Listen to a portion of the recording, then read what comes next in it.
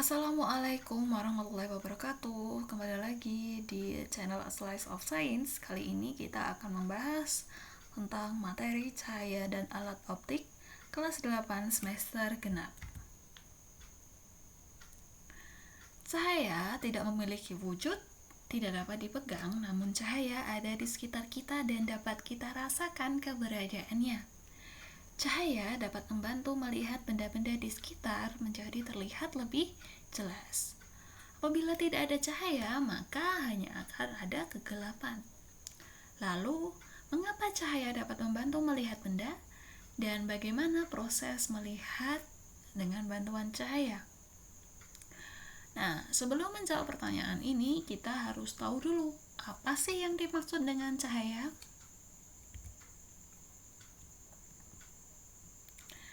Cahaya merupakan energi berbentuk gelombang elektromagnetik. Gelombang elektromagnetik sendiri tidak memerlukan medium dalam perambatannya, sehingga cahaya juga bisa kita sebutkan sebagai energi yang tidak memerlukan medium untuk merambat.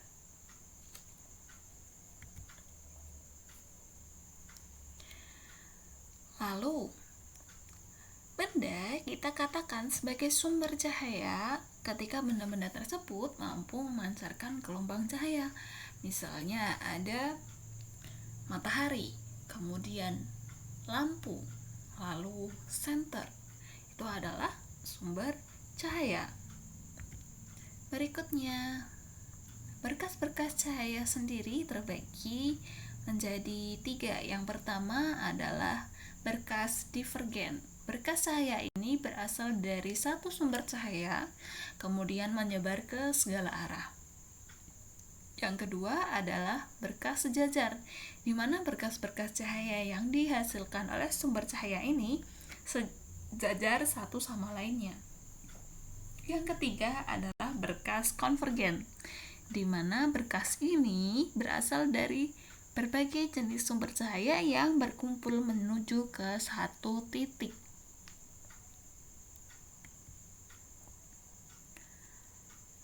Lalu kita harus mempelajari sifat-sifat dari cahaya.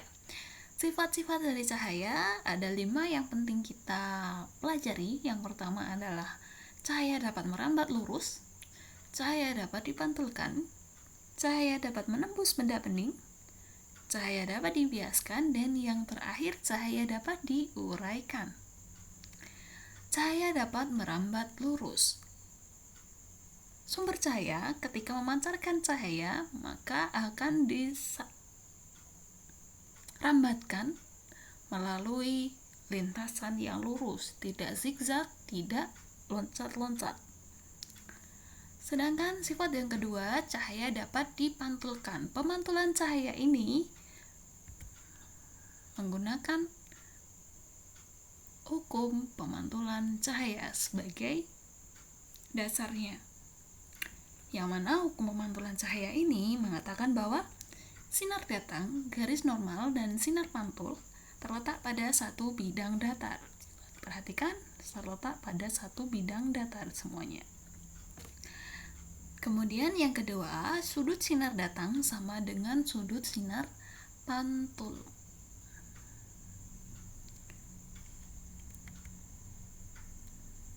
Pemantulan cahaya sendiri terbagi menjadi 2, ada pemantulan teratur dan pemantulan baur.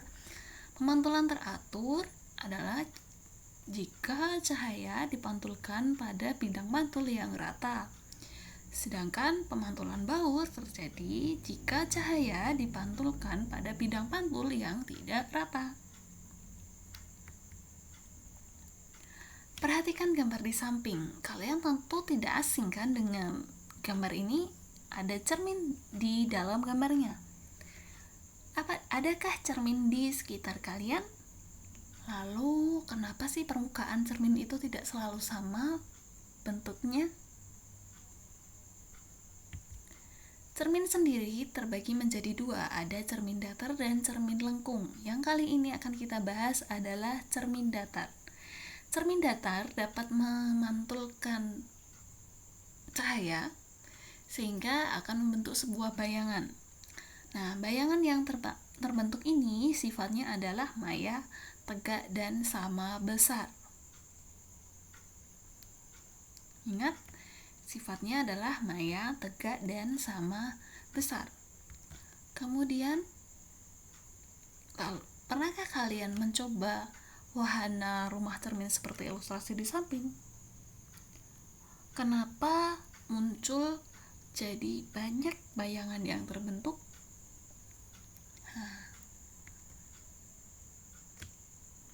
Nah, hal itu terjadi karena cermin datar yang digunakan pada wahana tersebut disusun membentuk sebuah sudut tertentu, sehingga benda akan mengalami pemantulan lebih dari satu kali. Kalian bisa perhatikan, jika hanya ada satu cermin datar, maka benda tersebut atau objek tersebut hanya akan dipantulkan sebanyak satu kali. Jika ada dua cermin kemudian dibentuk dengan membentuk sudut 90 derajat siku-siku, maka akan terjadi dua kali pemantulan, artinya akan ada dua bayangan. Lalu yang ketiga, dua cermin datar membentuk sudut 60 derajat atau lebih kecil daripada 90 derajat siku-siku, maka akan terjadi 3 kali pemantulan. Nah, hal ini akan menyebabkan lebih banyak bayangan yang terbentuk. Cermin datar yang disusun membentuk sudut, jumlah bayangannya dapat dihitung dengan persamaan N sama dengan 360 derajat dibagi theta dikurangi 1, dengan N adalah jumlah bayangan dan theta adalah sudut apit kedua cermin. Misalnya membentuk 90 derajat, berarti tetanya kita ganti, theta yang ada di sebelah sini kita ganti dengan 90.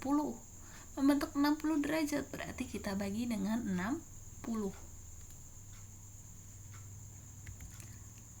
Berikutnya ada cermin lengkung. Cermin lengkung ada dua jenis, yaitu cermin cekung dan cermin cembung. Yang akan kita bahas pertama adalah cermin cekung terlebih dahulu. Cermin cekung sifatnya mengumpulkan cahaya atau konvergen. Bisa kalian perhatikan bagian depannya di sebelah sini membentuk sebuah cekungan. Dengan yang berwarna biru ini berarti bagian belakangnya ya. Nah, di posisi ini dari titik tengahnya cermin sampai posisi F ini merupakan jarak fokus cermin. Sedangkan dari titik awal O sampai M di sini adalah jari-jari kelengkungan cermin. Posisi O, F, dan M ini berada di depan cermin. Sedangkan yang ada di belakang cermin tidak mempunyai F, M. Tidak ada. Nah, dengan menentukan besarnya F, kemudian menentukan besarnya fokus, kemudian menentukan besarnya jari-jari kelengkungan, kita bisa membagi bagian dari cermin cekung menjadi 4 ruang. Ruang pertama antara cermin sampai dengan fokus. Ruang kedua antara fokus sampai jari-jari atau titik pusat kelengkungan cermin. Bagian ruang ketiga adalah bagian setelah jari-jari kelengkungan cermin sampai tak terhingga. Kemudian ruang keempat berada di belakang cermin. Jadi untuk menentukan bagian ruang-ruangnya ini, kalian harus memperhatikan berapa fokusnya terlebih dahulu dan titik pusat kelengkungan cerminnya.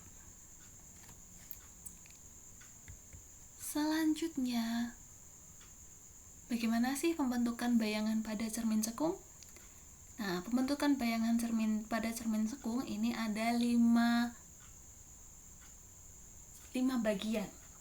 Bagian yang pertama, jika bendanya kita letakkan di depan titik fokus atau berada pada ruang 1, maka bayangan yang terbentuk sifatnya adalah maya tegak diperbesar. Lalu yang kedua, jika benda diletakkan di titik fokus atau tepat di atas titik fokus, maka bayangan yang terbentuk itu adalah maya tegak diperbesar, namun seolah-olah tidak terbentuk bayangan sama sekali. Yang ketiga, jika benda diletakkan di antara fokus dengan C itu bisa kita sebut sebagai M, juga sama. Maksudnya adalah pusat kelengkungan cermin, atau kita sebut sebagai ruang kedua. Maka bayangan yang terbentuk adalah nyata terbalik diperbesar. Lalu bagaimana jika bendanya kita letakkan tepat di pusat kelengkungan cermin, atau di C atau juga di M? Sama saja. Bayangan yang terbentuk sifatnya adalah nyata terbalik nyata terbalik sama besar. Dan yang terakhir adalah pembentukan bayangan jika bendanya kita letakkan di antara C sampai tak terhingga atau berada di ruang ketiga.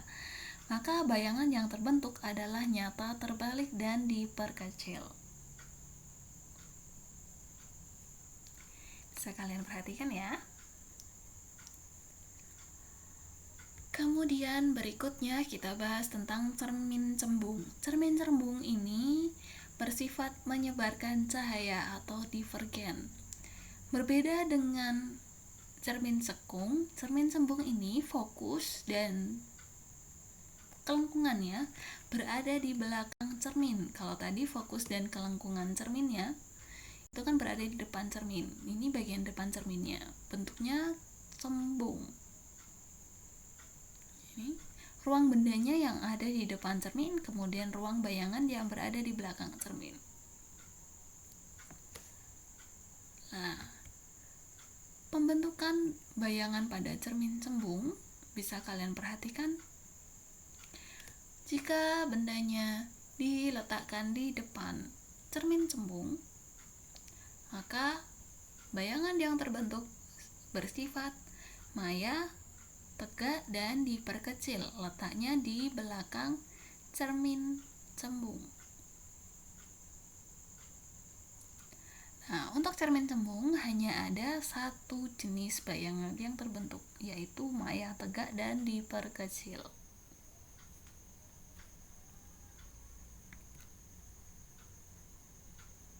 Persamaan pada cermin. Nah, persamaan pada cermin bisa kalian perhatikan. Di sini R atau jari-jari kelengkungannya, jari-jari kelengkungan cermin itu sama dengan 2 kali fokus. Jadi kalau kita mempunyai cermin dengan fokus 5 cm, maka besarnya jari-jarinya adalah 2 kalinya fokus. 2 kali 5 cm, maka besarnya jari-jari kelengkungan cermin adalah 10 cm. Atau di sini sebaliknya, F itu separuh dari R. Selain itu, kita juga bisa menghitung menggunakan rumus yang selalu digunakan untuk cermin. 1/S ditambah 1/S aksen sama dengan 1/F, di mana S adalah jarak benda ke cermin, S aksen adalah jarak bayangan, dan F tadi adalah jarak titik fokus. Lalu kita juga bisa menghitung besarnya berapa perbesaran bayangannya. Bayangannya itu diperbesar atau diperkecil dengan cara menghitung SI. SI itu sama dengan S aksen SI per SO. SO itu sama dengan S, jarak benda. Jadi jarak bayangan dibagi jarak benda sama dengan tinggi bayangan per tinggi benda. Diberikan tanda mutlak seperti ini karena nanti nilainya akan selalu positif. Nah, pemberian tanda mutlak ini dikarenakan fokus pada cermin cembung ini nilainya negatif. Jadi nanti di sini nilainya min F. sementara fokus pada cermin cekung bernilai positif. Nah, bisa dipahami ya sampai di sini? Terima kasih kalian sudah menyimak video ini. Sampai bertemu di video berikutnya. Wassalamualaikum warahmatullahi wabarakatuh.